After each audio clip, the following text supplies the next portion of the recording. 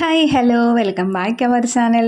അപ്പോൾ ഇന്നത്തെ നമ്മുടെ റെസിപ്പി ബേക്കിംഗ് സോഡയും ബേക്കിംഗ് പൗഡറും ഒന്നും ചേർക്കാത്ത നല്ലൊരു അടിപൊളി ചോക്ലേറ്റ് ടീ കേക്കാണ് കേട്ടോ.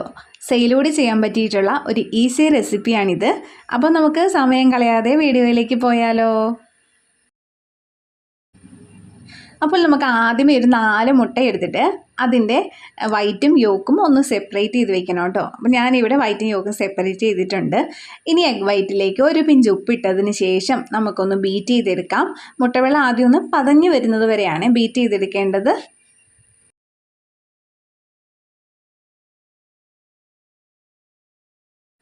മുട്ടവെള്ളം ഇത്രയും ഒന്ന് പതഞ്ഞ് വരുമ്പോഴത്തേക്കും നമുക്ക് പൊടിച്ച് വെച്ചിട്ടുള്ള 1/2 കപ്പ് പഞ്ചസാര ഒരു 2-3 തവണയായിട്ട് ചേർത്ത് കൊടുത്തിട്ട് ബീറ്റ് ചെയ്തെടുക്കാം കേട്ടോ.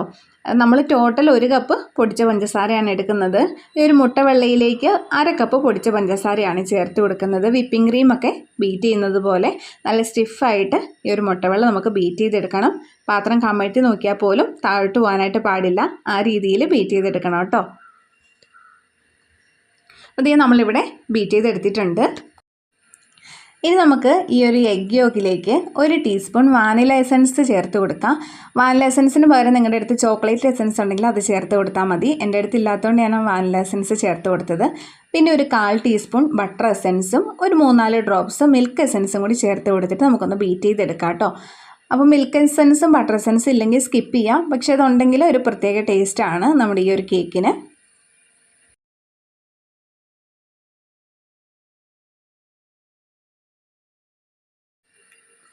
എഗ് യോക്കും എസൻസും കൂടെ ബീറ്റ് ചെയ്തു. ഇനി ഇതിലേക്ക് ബാക്കിയുള്ള 1/2 കപ്പ് പൊടിച്ച പഞ്ചസാര കൂടി ചേർത്തിട്ട് ആ ഒരു യെല്ലോ കളറൊക്കെ മാറി ചെറിയൊരു വൈറ്റ് കളർ ആകുന്നത് വരെ നമുക്ക് നന്നായിട്ടൊന്ന് ബീറ്റ് ചെയ്തെടുക്കാം.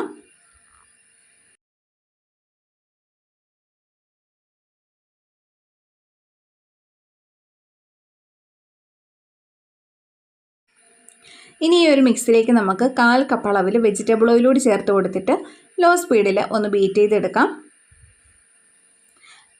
അതോടൊപ്പം തന്നെ ഒരു 1/4 കപ്പ് അളവിൽ ചെറു ചൂടുള്ള പാലും കൂടി ഒഴിച്ചു കൊടുത്തിട്ട് അതും കൂടി ഒന്ന് ബീറ്റ് ചെയ്തെടുക്കുവാണ്. ഇൻഗ്രീഡിയൻസ് ഒക്കെ ഡിസ്ക്രിപ്ഷൻ ബോക്സിൽ കൊടുത്തേക്കാം. പാലും ഓയിലും ഒക്കെ ചേർത്തിട്ട് ഇവിടെ മിക്സാക്കി എടുത്തിട്ടുണ്ട്. ഇനി നമുക്ക് ഡ്രൈ ഇൻഗ്രീഡിയൻസ് ഒന്ന് അരിച്ചെടുക്കാം. അതിനായിട്ട് 3/4 കപ്പ് മൈദയും 1/4 കപ്പ് കൊക്കോ പൗഡറുമാണ് എടുത്തിരിക്കുന്നത്. ബേക്കിംഗ് സോഡയും ബേക്കിംഗ് പൗഡറും ഒന്നും ചേർത്ത് കൊടുക്കുന്നില്ല. ഒന്ന് അരിച്ച് മിക്സ് ചെയ്തിട്ട് നമ്മുടെ ബാറ്ററിലേക്ക് ചേർത്ത് കൊടുക്കാം. ഞാൻ ഒന്നും കൂടി ഒന്ന് അരിച്ച് ചേർത്ത് കൊടുക്കുവാണേ. സാധാരണ ഞാൻ 2-3 തവണ അരിച്ചെടുക്കുന്നതാണ്.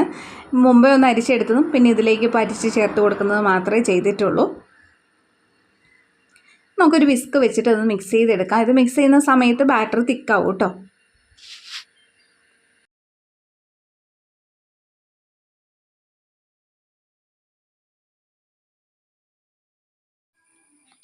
അപ്പോൾ മുഴുവൻ ഡ്രൈ ഇൻഗ്രീഡിയൻസും ചേർത്തിട്ട് ഇതുപോലെ മിക്സാക്കി എടുത്തിട്ടുണ്ട്. ഇപ്പം ബാറ്റർ തിക്കാണ്. ഇനി നമുക്ക് നമ്മൾ മുമ്പ് ആദ്യം ബീറ്റ് ചെയ്ത് വെച്ചിട്ടുള്ള എഗ് വൈറ്റ് ഉണ്ടല്ലോ, അത് ഇതിലേക്ക് ചേർത്ത് കൊടുത്തിട്ട് മെല്ലെ ഫോൾഡ് ചെയ്യാം. ഓവറായിട്ട് മിക്സ് ചെയ്യരുത്. ഓവറായിട്ട് മിക്സ് ചെയ്ത് നമ്മുടെ കേക്ക് ഹാർഡായി പോകും.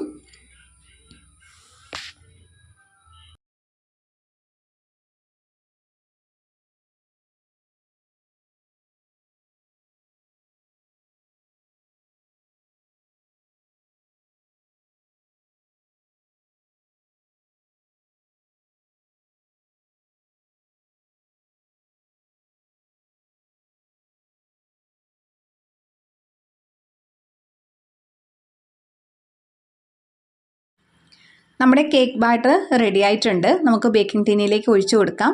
ഞാനിവിടെ 8 ഇഞ്ചിൻ്റെ സ്ക്വയർ ബേക്കിംഗ് ടിൻ എടുത്തിട്ട് അതിൽ ഓയിൽ സ്പ്രെഡ് ചെയ്തിട്ട് ബട്ടർ പേപ്പർ ഇട്ട് വെച്ചിരിക്കുന്നതാണ്. അതിലേക്ക് കേക്ക് ബാറ്റർ ഒഴിച്ചു കൊടുത്തിട്ട് നമുക്കൊന്ന് ടാപ്പ് ചെയ്തിട്ട് ബേക്ക് ചെയ്യാനായിട്ട് വെക്കാം.